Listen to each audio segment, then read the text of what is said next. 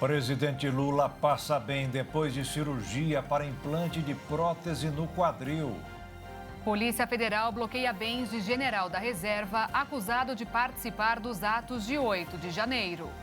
Presidente do STF, Luiz Roberto Barroso, diz que debate sobre aborto não está maduro e que não vê crise entre legislativo e judiciário. Aumenta no país a procura por síndicos profissionais que custam mais para o condomínio. Recomendação da nova onda de calor prevista para o fim de semana é de cuidado com os aparelhos elétricos. Presidente russo Vladimir Putin convoca guerrilheiros do Grupo Wagner para a guerra contra a Ucrânia. 40% dos casos de diabetes não são diagnosticados a tempo de evitar complicações.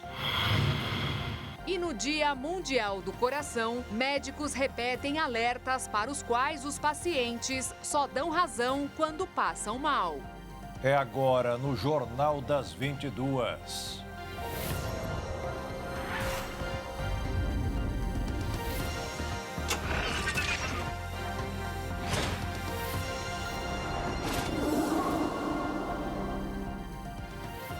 Olá, boa noite. Boa noite.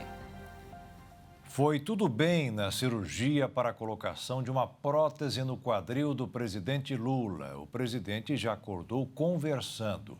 A previsão é que receba alta do Hospital Sírio-Libanês de Brasília na segunda ou terça-feira. A cirurgia do presidente Lula durou cerca de 3 horas. Segundo a equipe médica, o procedimento transcorreu dentro da normalidade, sem intercorrências.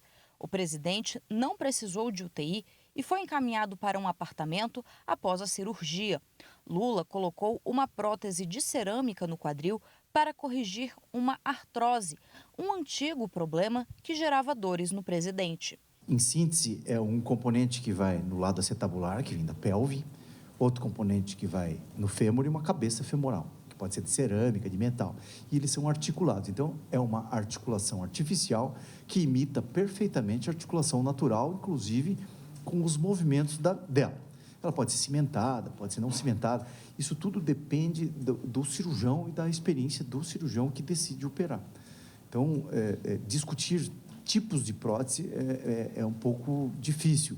Entretanto, o que se espera é que ela tenha uma funcionalidade durante muitos anos. Rejeição a esses materiais só se o paciente tiver uma alergia. Tem pacientes que têm histórico de alergia a alguns metais que podem desenvolver uma alergia e aí a rejeição. Aproveitando a anestesia geral, Lula também passou por uma cirurgia plástica nas pálpebras. Já estava programado o presidente também fazer uma blefaroplastia, que é uma pequena correção da pálpebra. Então, o que hoje se aproveitou, foi feito esse procedimento. Dos 2 olhos foi feito logo após a cirurgia, aproveitando a anestesia. Uma coisa simples, que já há muito tempo estava programado, e se aproveitou o efeito anestésico. E por isso a pergunta... Sim, oi? Por que não foi informado para nós? Porque... se já estava muito tempo programado? Não, ele já era vontade de fazer há muito tempo. A decisão foi, não faz semanas, não faz dias. Foi decisão hoje, ontem, entendeu? Não, porque é um procedimento simples. E outra coisa importante que a doutora comentou, tudo dependia do transcorrer da cirurgia. Então, sua pergunta, isso, a ortopédica, o principal é a ortopédica. Como transcorreu bem, sua pergunta, por que ele demorou um pouquinho mais?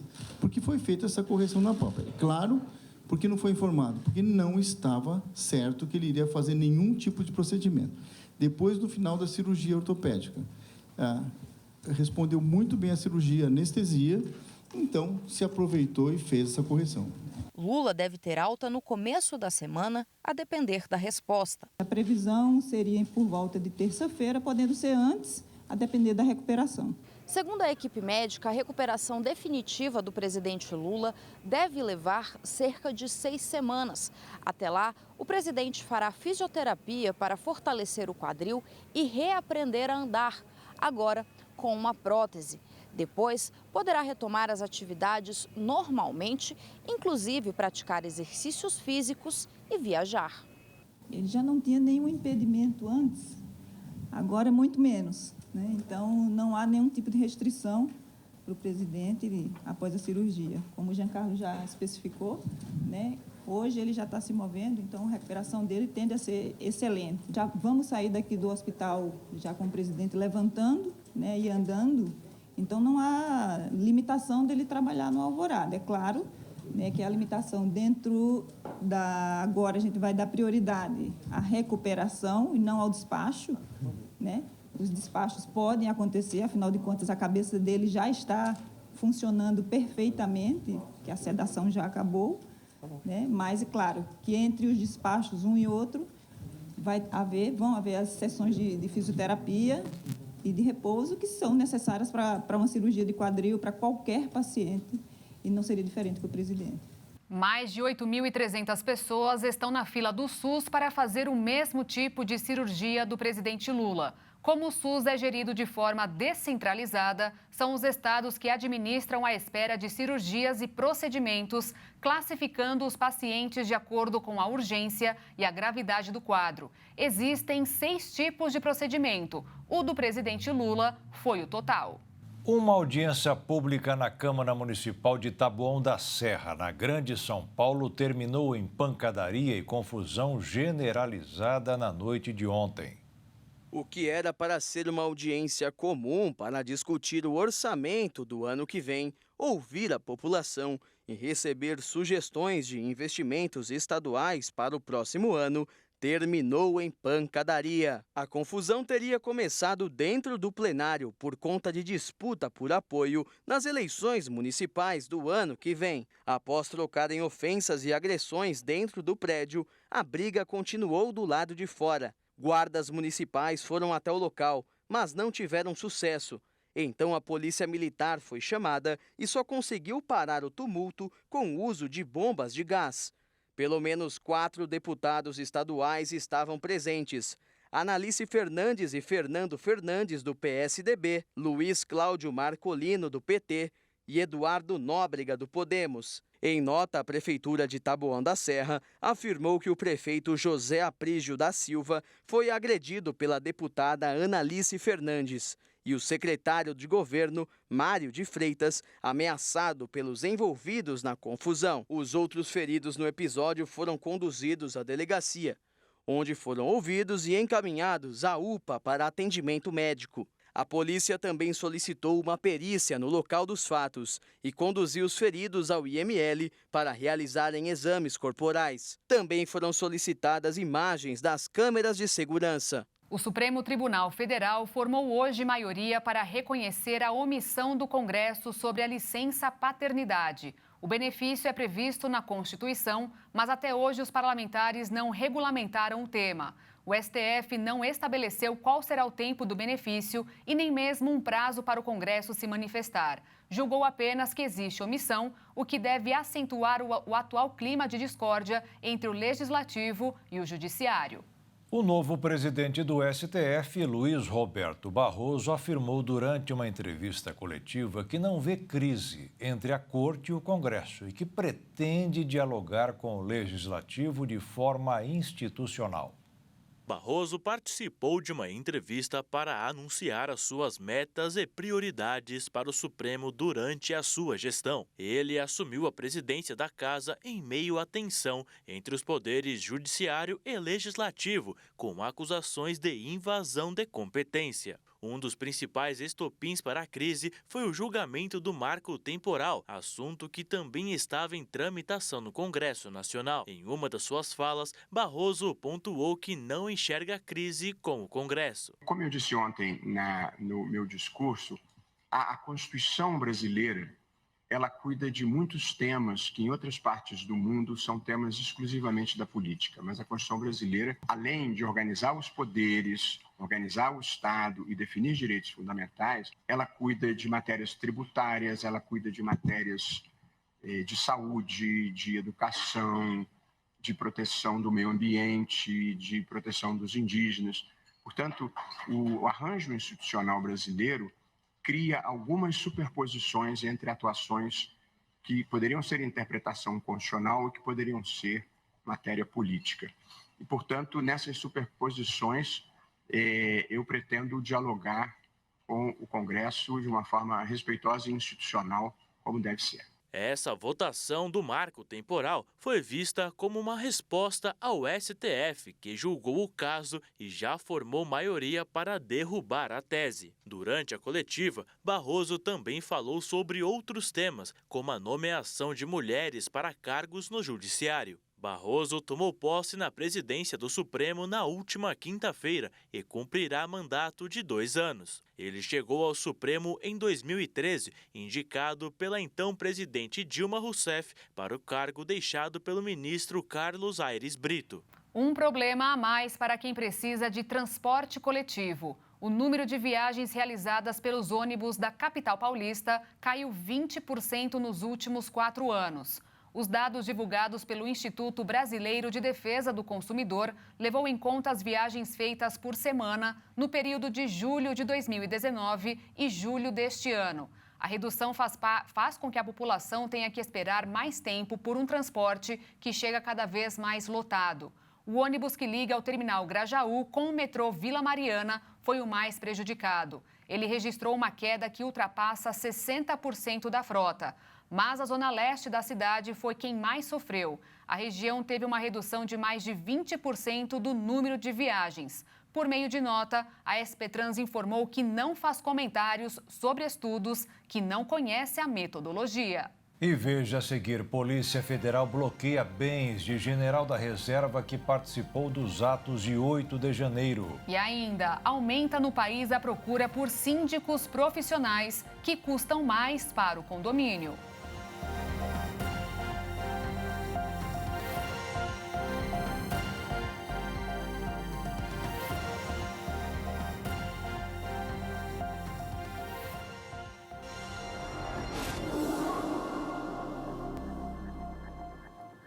Um general da reserva do Exército Brasileiro foi alvo da Operação Lesa Pátria da Polícia Federal nesta sexta-feira.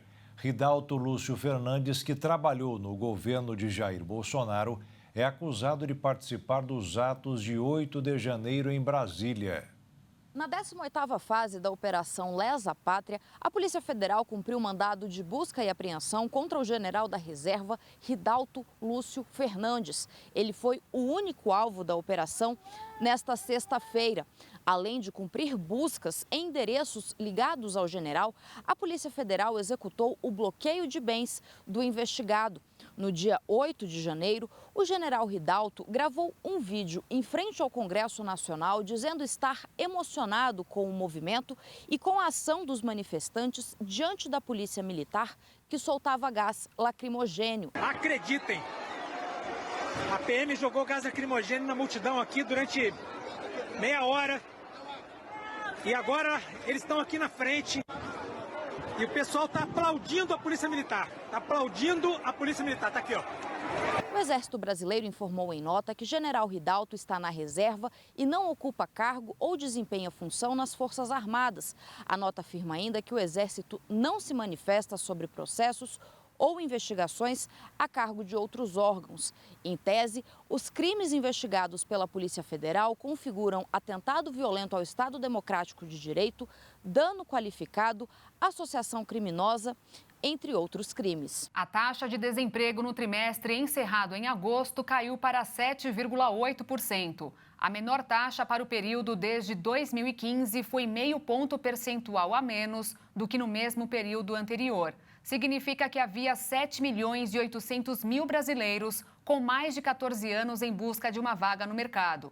E segundo os números da PNAD contínua, divulgada hoje pelo IBGE, a renda média de R$ 2.947 ficou estável. Encerrando mais uma semana no mercado financeiro, os investidores repercutiram números de inflação nos Estados Unidos e os dados do Produto Interno Bruto do país, que apresentaram um resultado menor que o esperado pelo mercado. Com isso, o dólar caiu 0,26%, fechando em R$ 5,02. A Bolsa de Valores fechou em alta de 0,72% aos 116.565 pontos. As contas da União, estados, municípios e empresas estatais tiveram saldo negativo de 79 bilhões de reais nos primeiros 8 meses do ano. No mesmo período do ano passado, o resultado foi positivo em 120 bilhões. Com isso, a dívida avançou para 74,4% do PIB. A pior é consequência da queda da arrecadação e a PEC da transição, que permitiu ao governo aumentar os gastos com o Bolsa Família, o Auxílio Gás e a Farmácia Popular. O ministro da Fazenda, Fernando Haddad, apresentou nesta sexta-feira o balanço do Desenrola Brasil, o programa do governo federal para negociação de dívidas. Mais de 650 credores concordaram em dar descontos médios de 83% nas dívidas de 32 milhões de pessoas que devem até R$5 mil. Os 151 bilhões, com os descontos aplicados, se transformaram em 25 bilhões. Estamos bastante felizes com os resultados conseguidos. Nós estamos falando de 150 bilhões de reais, né, que podem eventualmente ser quitados, o que vai permitir que as pessoas possam ter um último trimestre do ano bastante mais confortáveis, com o nome limpo, com o crédito recuperado, para ter um final de ano melhor. O site do Desenrola estará no ar no dia 9 de outubro. Os interessados em renegociar dívidas precisam ter uma conta prata ou ouro no gpv.br, que é o site do governo federal. Mais de 150 bilhões de reais em dívidas podem ser renegociados. A Agência Nacional de Saúde Suplementar suspendeu a venda de 38 planos de saúde de 10 operadoras do Brasil. A decisão foi tomada após o recebimento de mais de 58 mil reclamações entre abril e junho deste ano sobre a cobertura assistencial dos serviços. A lista dos planos suspensos pode ser conferida pelo site da ANS. Mas, além das suspensões, o órgão divulgou também uma lista dos planos que poderão voltar a ser comercializados. Ao menos 12 de 6 operadoras terão a venda liberada. Diversos condomínios estão contratando profissionais especializados em gestão para exercerem o cargo de síndico. Só que contar com o serviço tem seus prós e contras, principalmente para o bolso do morador.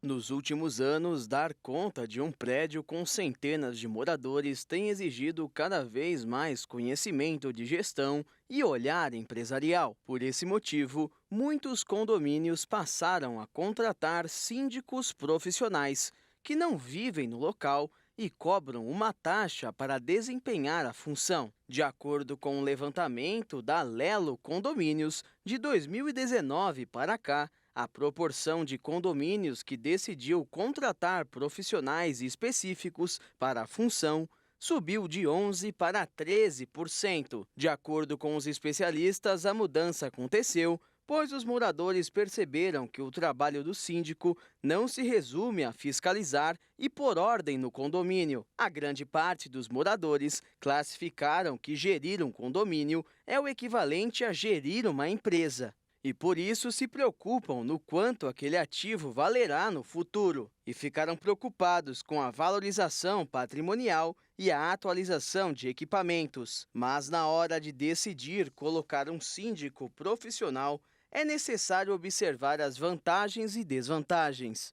Isso porque apenas os honorários do síndico profissional poderão representar até 10% do faturamento do condomínio. O percentual é aplicado considerando a condição atual dos imóveis. Condomínios que demandam a realização de obras ou estejam com problemas no fluxo de caixa, por exemplo, precisam de presença maior do síndico.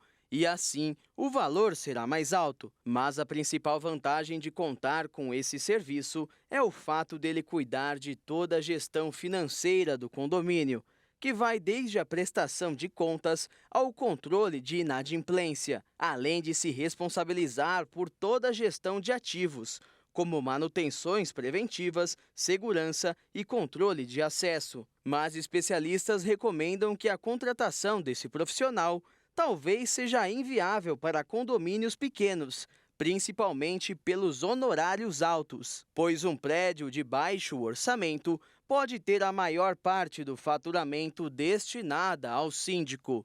A Receita Federal depositou hoje o 5º e último lote referente às declarações entregues este ano. São quase 2 bilhões de reais para 1.200.000 contribuintes. Se você não recebeu, pode estar na malha fina. O Leão recebeu quase 43 milhões e 500 mil declarações do imposto de renda. Desse total, 1.366.000 caíram na malha. Os principais motivos de retenção em malha são deduções e, dentro delas, destaque para as despesas médicas. Na sequência, omissão de rendimentos, divergências entre o imposto retido na fonte e o informado na declaração e deduções do imposto devido. O delegado substituto da Receita Federal de Campo Grande explica como saber se caiu na malha. Essa informação o contribuinte pode ter acessando o ECAC, que é um ambiente virtual da Receita Federal. O site é receita.fazenda.gov.br. Nele você clica no portal ECAC e acessa ao sistema com sua conta GovBR. Vai aparecer uma lista de todas as suas declarações. Se alguma estiver em malha, o sistema mostra e você faz a correção. Se estiver em malha, o contribuinte tem a opção de abrir ali, clicar em cima da declaração e verificar por qual situação ela foi retida em malha. Ou seja, em caso de erro, o contribuinte tem basicamente até o final deste ano para fazer a retificação. Se não o fizer, provavelmente, no início do próximo ano, a Receita faz a intimação. O delegado da Receita ainda menciona que, em alguns casos, não há erros, mas um fato extraordinário que altera a renda ou deduções de forma considerável. Nesses casos, há alternativas. Muitas vezes a pessoa faz um tratamento odontológico, uma cirurgia plástica e um valor elevado. Então, assim, isso aí é uma situação que ela é anormal. Inevitavelmente, nesse ano, a pessoa vai cair na malha porque aquele valor que ela desembolsou é elevado em relação ao que ela ganha todos os anos.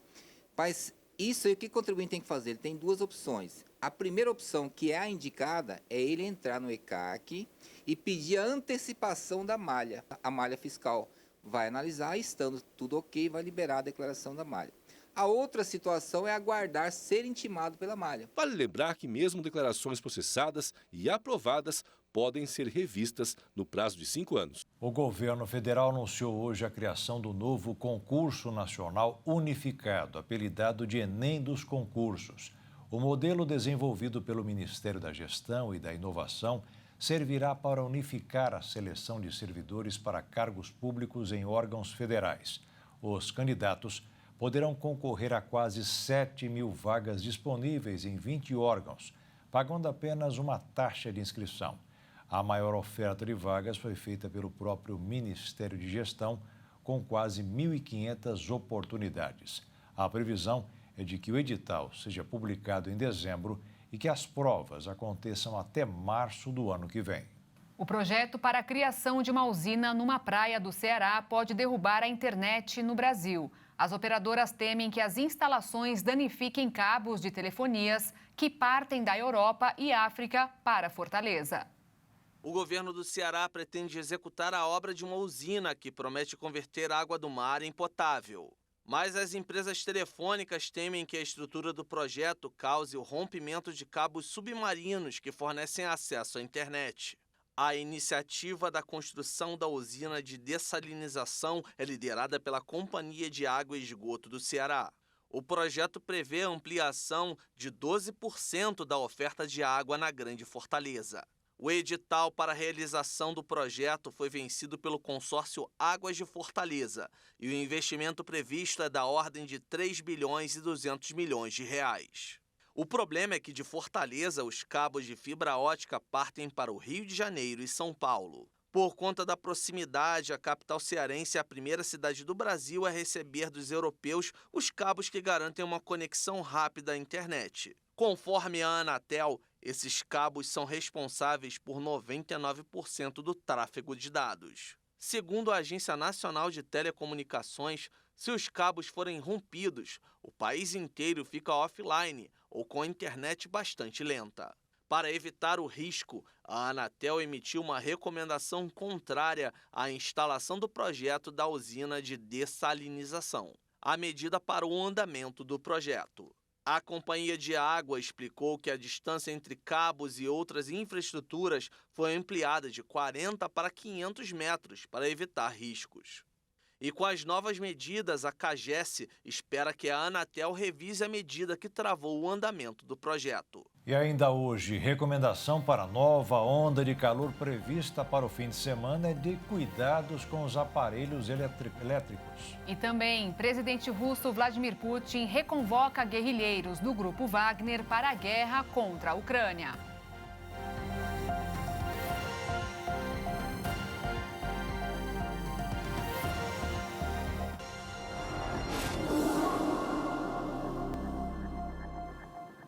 A previsão da meteorologia é de uma nova virada no tempo neste fim de semana. Quem mora em São Paulo, por exemplo, vai trocar o frio por uma nova onda de calor. E este sobe e desce que afeta a saúde das pessoas também merece atenção para os problemas causados aos equipamentos elétricos. Em alguns estados, isso acontece o tempo todo. A onda de calor extremo das últimas semanas em vários estados do Brasil afetou a saúde de muita gente. Mas não é só isso. As altas temperaturas levaram aparelhos como ar-condicionados, ventiladores, refrigeradores e freezers a funcionarem em potência máxima. E isso teve consequências. Cada vez que dá um vento, cai energia. Cada vez que está um pouco calor, o pessoal liga o ar-condicionado, as coisas, também cai energia e demora muito tempo para voltar essa energia para a gente. E devido ao uso contínuo desses equipamentos, está acontecendo uma sobrecarga no sistema de transmissão elétrica, o que ocasiona a queda de energia em algumas residências e até a queima. Nós temos vários moradores que já entraram também contra a energia, não sei se é contra ou a favor, como que funciona, mas pedindo e até agora não tiveram resposta também. Nós tivemos portões eletrônicos, geladeiras, TVs, enfim, vários moradores estão com essa reclamação com a Associação do Bairro. A reclamação dos moradores se estende sobre a demora para a solução do problema. São horas e horas sem energia. Tem ruas que às vezes é 2 horas, mas muitas ruas lá, muitas partes do bairro ficaram até 12 horas. Em nota, a Energisa informou que em Dourados foi identificado defeito em transformador na região urbana da cidade por sobrecarga na rede elétrica e que equipes da concessionária foram mobilizadas para restabelecer o fornecimento o mais rápido possível.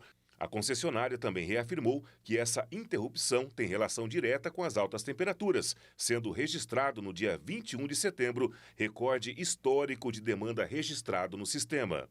Para evitar problemas como esse, algumas dicas são importantes. Evite o uso do chuveiro elétrico durante o calor ou coloque na posição verão. Quanto mais alta a temperatura da água, maior o consumo.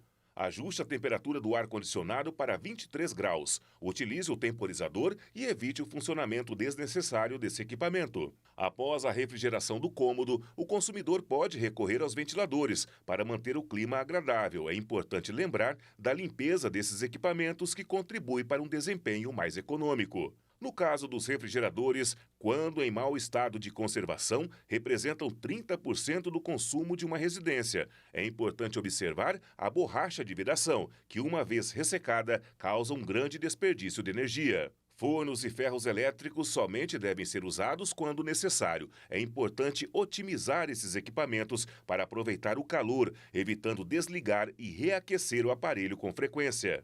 Se organize para usar a máquina de lavar uma vez por semana, reunindo todas as roupas de cama, mesa e banho que precisam ser lavadas. A cidade de Manaus, no Amazonas, além de estar coberta por fumaça de queimadas há pelo menos um mês, passa por um longo período de seca. Ao todo, 18 municípios do Amazonas já estão em situação de emergência e outros 37 estão em alerta e mais 5 declararam situação de atenção, conforme a Defesa Civil do Estado. A densa camada de fumaça de queimadas voltou a encobrir Manaus. Um aplicativo lançado nesta semana indicou que a qualidade do ar está péssima na capital, principalmente na zona sul, centro-sul-oeste. Até mesmo falta água potável na área rural de Manaus. De acordo com o governo do Amazonas, a seca deve afetar a distribuição de alimentos e água para até 500 mil pessoas. Até o momento, mais de 100 mil já são afetadas diretamente pelas consequências da seca. No Rio Negro, aliás, a locomoção também foi prejudicada. Percursos que costumavam durar 15 minutos, agora levam quase 3 horas. Nos últimos meses, cidades como Benjamin Constant, Careiro da Várzea, Novo Aripuanã, Tefé e Tonantins tiveram as aulas suspensas porque os alunos utilizavam o transporte hidroviário e não tinham mais condições de chegar até as escolas. O rio chegou a medir 16 metros de profundidade e está só 3,5 metros de atingir a maior seca da história do Amazonas, quando o mesmo rio atingiu pouco mais de 13 metros em 2010. Até mesmo a Zona Franca de Manaus, base da economia do estado, vem sofrendo ameaças, pois a seca dos rios tem afetado a exportação de produtos.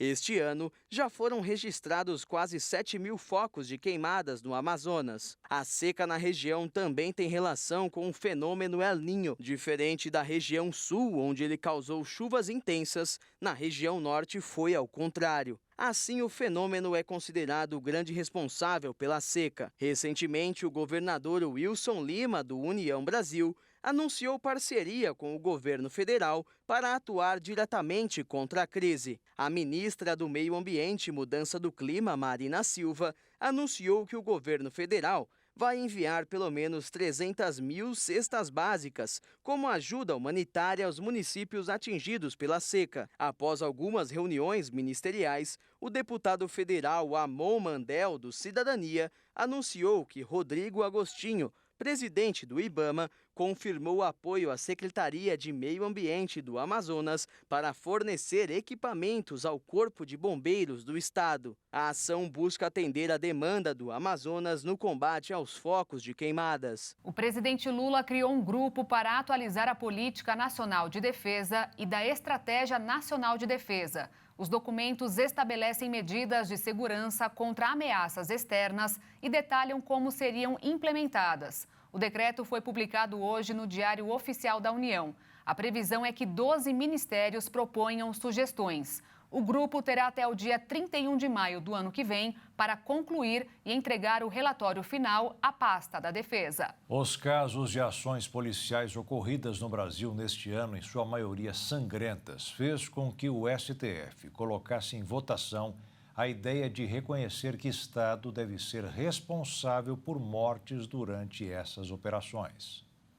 A ação está em análise pelo plenário virtual da Corte, em que os ministros podem depositar o seu voto até a próxima sexta-feira, dia 6 de outubro. O ministro Edson Fachin foi o primeiro a dar o seu voto e defendeu que o poder público deve ser responsabilizado pelas mortes ocasionadas por ações policiais. Segundo ele, ainda que não haja uma comprovação de uma relação direta, ações envolvendo a segurança pública são responsabilidade do Estado. Fachin é o relator do caso e até agora foi o único que votou. O caso diz respeito à morte de Vanderlei Conceição de Albuquerque, de 34 anos, em junho de 2015, atingido por projétil de arma de fogo dentro de casa na comunidade de Manguinhos, no Rio de Janeiro. A família da vítima entrou com uma ação contra a União e o Estado do Rio de Janeiro, mas o juiz de primeiro grau julgou improcedentes os pedidos de indenização por danos morais, ressarcimento das despesas do funeral e pensão vitalícia. Mesmo após passar pelo Tribunal Regional Federal da 2ª Região, a família levou o caso ao STF. Ao analisar, o ministro Fachin decidiu dar repercussão geral à ação. Vale lembrar que, de acordo com o parágrafo 6º do artigo 37 da Constituição Federal, o Estado responde objetivamente pelos danos causados por seus agentes a terceiros. Dessa forma, caso aprovado, o Estado seria responsabilizado por essas mortes. Tendo isso em mente, o Estado poderá investir ainda mais nas forças públicas e evitar que novas operações policiais sejam desastrosas, como as que ocorreram este ano. As fortes chuvas que atingiram hoje o Nordeste dos Estados Unidos inundaram estradas em Nova York e paralisaram parcialmente metrôs e aeroportos. O governo decretou estado de emergência. Várias estações da gigantesca rede de metrô da metrópole foram parcialmente inundadas e várias linhas centrais estão fechadas no Brooklyn. O metrô informou que continua retirando água dos trilhos nas estações de Brooklyn e Manhattan. Já o aeroporto de LaGuardia anunciou que todos os acessos ao Terminal A estão atualmente fechados. Segundo o Serviço Meteorológico dos Estados Unidos, as chuvas são causadas por um sistema de baixa pressão que se estende ao longo da costa do Atlântico e atrai o ar úmido do oceano, produzindo áreas de fortes chuvas nas regiões do norte e do leste. E o julgamento do ex-presidente americano Donald Trump por fraude no valor de bens deve começar nesta segunda-feira. Ele é acusado de inflar ilegalmente os valores de suas propriedades em bilhões de dólares para conseguir diversos benefícios financeiros, como seguros e empréstimos. Trump entrou com um recurso na justiça para tentar adiar o julgamento e anular algumas acusações, mas o júri do Tribunal de Apelações de Nova York negou o pedido. O ex-presidente ainda tem opções para tentar frear o andamento do processo.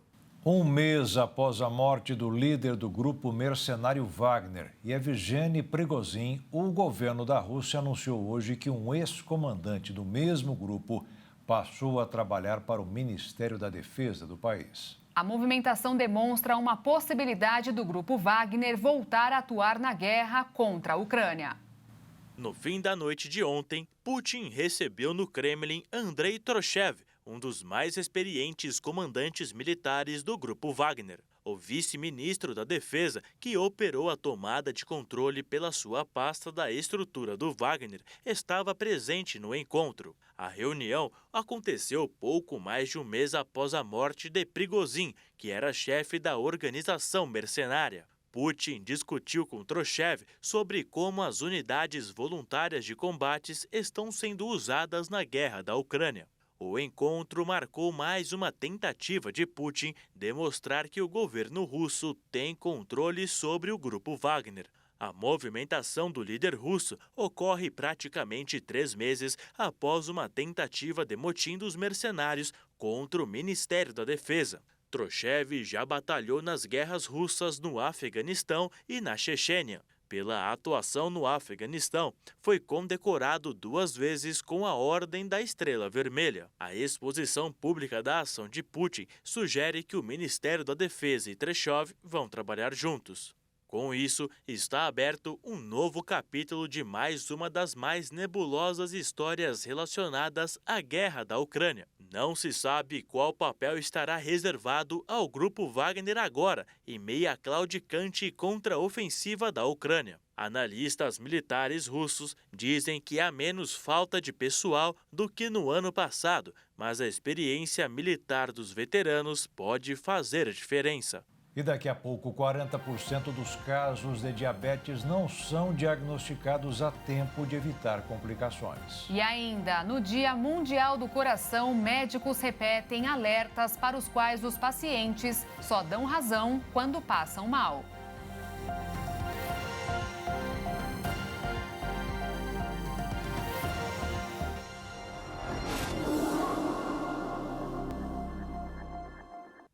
A grande concentração de pessoas na Cracolândia, no centro de São Paulo, causa diversos problemas para a região. E um dos maiores, sem sombra de dúvidas, é o acúmulo de lixo.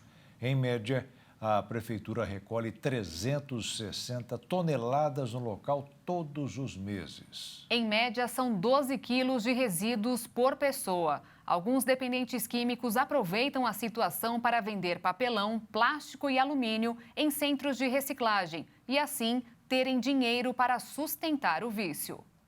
A coleta e a venda de lixo reciclável na Cracolândia se tornou a forma encontrada pela maioria dos usuários de drogas para alimentar o consumo desenfreado de substâncias químicas. Diferente da maior parte do lixo das outras partes da cidade, que não possuem valor de venda, pois se somam a restos de marmita, cobertores usados e caixotes de madeira. Na região da Cracolândia, os próprios usuários deixam muitas coisas para trás. E chega a ser impressionante a quantidade de lixo após cada ação de limpeza nas ruas. Em um ano, A administração municipal recolheu em média 365 toneladas de resíduos por mês nos pontos ocupados pela Cracolândia, na região central. Se for levada em conta a média de 1.000 pessoas que formam o fluxo todos os dias, dá cerca de 12 quilos de lixo por pessoa diariamente. O amontoado é recolhido por funcionários da prefeitura em ações de limpeza, com varredores e caminhões, realizadas 2 vezes por dia nas vias onde os usuários se aglomeram, na Rua dos Gusmões e na Protestantes. Em comparação, em toda a cidade são coletadas em média 6.800 toneladas de lixo reciclável por mês, o que representa meio quilo por pessoa. A maioria dos usuários diz que prefere andar até pontos de intensa atividade comercial, como o Brás e a Rua 25 de Março, onde há maior fartura de material reciclável. Na região do centro de São Paulo, o quilo do papelão está valendo 5 centavos. Já o quilo da lata de alumínio paga R$ 4,00 e é a mais buscada pelos catadores, ao lado do fio de cobre. Como os valores são baixos, os usuários costumam fazer várias viagens ao depósito ao longo do dia. A Prefeitura de São Paulo disse que entre abril e agosto deste ano já recolheu cerca de 9.500 toneladas de lixo e também informou sobre a Operação Centro Limpo, que realiza ações diárias de limpeza em diferentes pontos do centro da cidade. Em Washington, nos Estados Unidos, 3 pandas do Parque Nacional devem voltar à China no início de dezembro. E por isso, para que os fãs pudessem se despedir, o zoológico promoveu um evento chamado Pandapalooza. Um fim da ligação de décadas entre os animais fofinhos e a capital norte-americana. Os primeiros pandas chegaram da China em 1972, como um presente após a visita histórica do então presidente Richard Nixon à nação liderada pelos comunistas. O zoológico deu início a um evento chamado Pandapalooza, uma semana antes da partida. Fãs de todos os Estados Unidos visitam o local para ver os bichinhos pela última vez. Esta é a segunda vez que vejo os pandas. Estive aqui no início deste ano e quando soube que eles estavam indo embora, quis voltar a vê-los novamente. Já passei uma vez e vi 2 deles e tem sido muito incrível. Quando soube que esses pandas estavam indo embora e os pandas do Zoológico de Atlanta estavam indo embora e não haveria ursos panda em toda a América do Norte, já que não há nenhum no Canadá e apenas um muito antigo no México, fiquei muito chateada. Embora a saída dos pandas fosse esperada devido a obrigações contratuais, muitos veem a mudança como reflexo das tensões crescentes entre Pequim e Washington. O Manchester United da Inglaterra anunciou hoje a volta do atacante brasileiro Antony aos treinos. Ele aguarda a conclusão de uma investigação policial sobre as acusações de violência apresentadas por uma ex-namorada. O jogador de 23 anos foi acusado pela ex-namorada Gabriela Cavalim de ameaças de agressão física e psicológica, o que o jogador nega. Em um comunicado, o clube inglês destaca que desde as primeiras alegações, Antony tem cooperado com as investigações da polícia tanto no Brasil como no Reino Unido. O jogador permaneceu no Brasil depois de ser afastado pelo United em 10 de setembro. Ele retornou à Inglaterra no início da semana e foi interrogado pela polícia de Manchester na quinta-feira, mas não foi acusado, de acordo com a imprensa britânica. Antony vai poder ser relacionado para a partida de sábado contra o Crystal Palace em Old Trafford, em partida válida pela 7ª rodada do campeonato inglês. Um levantamento divulgado hoje pelo Instituto Todos pela Saúde mostrou que o número de testes com resultado positivo para a Covid-19 atingiu a marca de 30% no Brasil. Esse resultado não acontecia desde o final do ano passado. A alta já era vista há alguns meses, mas saltou em mais de 5 pontos percentuais nos últimos 15 dias. A maior taxa de positividade aconteceu entre as pessoas de 60 a 69 anos de idade. Foram mais de 40% dos exames com resultado positivo, ou seja, a cada 10 exames, 4 eram diagnosticados com Covid. E o agravante é que esta faixa etária continua registrando a pior cobertura vacinal. Uma decisão do Superior Tribunal de Justiça determinou que os planos de saúde são obrigados a pagar os medicamentos receitados por um médico, mesmo que seja para ser utilizado fora dos padrões da bula. A decisão é referente à dose, ao método de utilização, até sobre os casos em que o remédio é utilizado em caráter experimental para a doença. Exemplo, se o profissional quiser receitar um analgésico de alto valor para um problema circulatório, deve saber o que está fazendo e, eventualmente, responderá por isso. E o plano terá que pagar. Uma nova pesquisa trouxe um dado preocupante sobre a saúde da população mundial. Cerca de 40% das pessoas que vivem com diabetes em todo o mundo não são diagnosticadas. Entre os não diagnosticados, o levantamento demonstrou que a maioria dessas pessoas, ou seja, 60%, vive na África. Outra região é o Sudeste Asiático, onde 57% dos diabéticos não são diagnosticados. Na sequência, vem a região ocidental do Pacífico, com 56%. Além desse dado de que 4 em cada 10 diabéticos não saberem que são, o relatório traz outro dado alarmante. É que metade das pessoas diagnosticadas não recebe tratamento. Os cientistas afirmaram ainda que cada 4 pessoas com essa doença, 3 vivem em países de baixo e médio rendimento, onde nem sempre a população tem acesso aos serviços de saúde. A diabetes é uma doença muito perigosa e seus sintomas são difíceis de se identificar. Isso porque, além de serem silenciosos, os sintomas fazem parte do cotidiano do ser humano. Entre os sintomas mais comuns da diabetes estão a sede constante,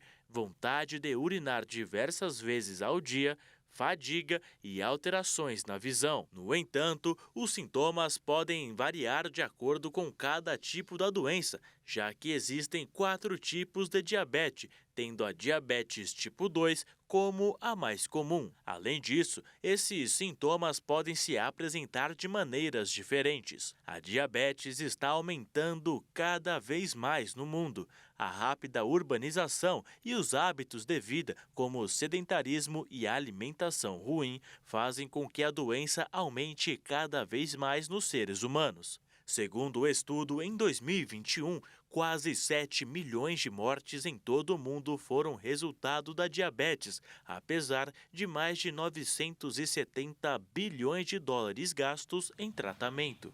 O dia 29 de setembro é lembrado como Dia Mundial do Coração, uma data dedicada a aumentar a conscientização sobre a importância de manter a boa saúde cardíaca.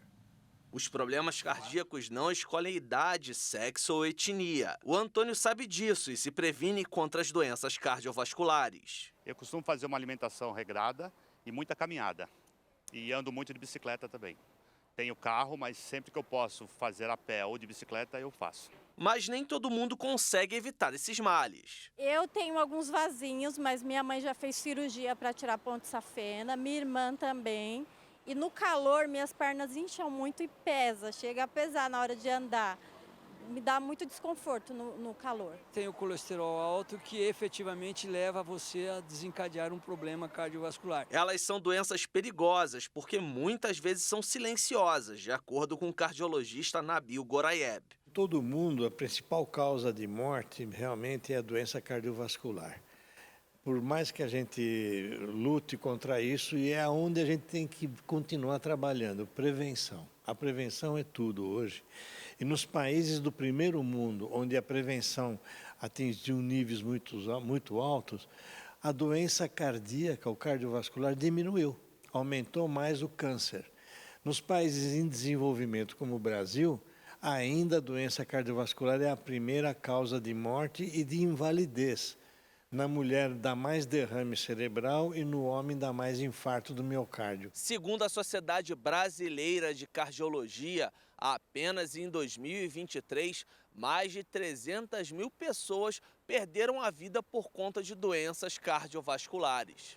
A estimativa do Ministério da Saúde é de que até 2040 esta estatística aumente até 250% aqui no Brasil. Por isso é importante compreender os principais fatores de risco e as medidas preventivas necessárias em nossa rotina diária para proteger o coração. Nós temos a pressão alta, a obesidade, o diabetes, o colesterol alto no sangue e a falta de exercício físico, de atividade física. Parece uma coisa assim tão simples, mas as pessoas esquecem. Mas, segundo o cardiologista, alguns mitos ainda prejudicam o tratamento. A doença cardiovascular mais frequente é a pressão alta.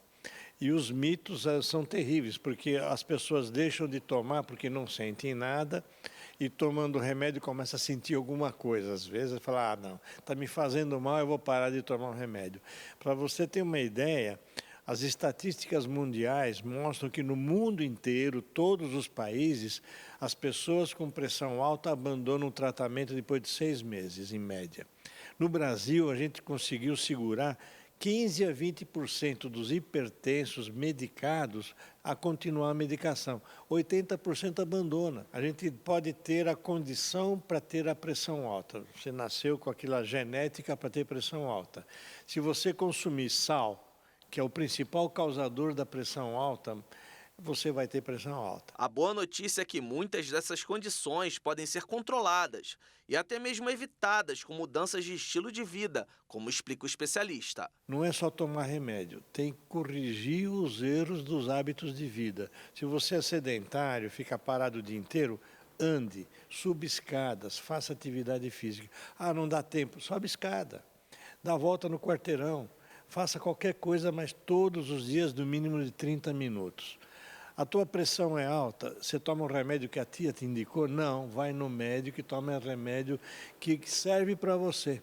Nós temos vários medicamentos e veja que coisa importante, o Brasil é um dos únicos países do mundo que fornece de graça no SUS o medicamento para pressão alta e para diabetes, quer dizer, não tem desculpa. Não é só a comida que aumenta o colesterol, o próprio corpo fabrica o colesterol muitas vezes. Então, às vezes, você faz uma dieta vegetariana e tem colesterol alto? Tem, porque muitas vezes o problema é seu organismo que produz, e aí precisa tomar remédio para tratar da pressão. É bom lembrar que nunca é tarde para mudar os hábitos e ter um coração mais saudável. Cuidado com a alimentação e atividades físicas diariamente. Recentemente eu descobri que eu tô com colesterol alto, má circulação, né, devido ao excesso de peso.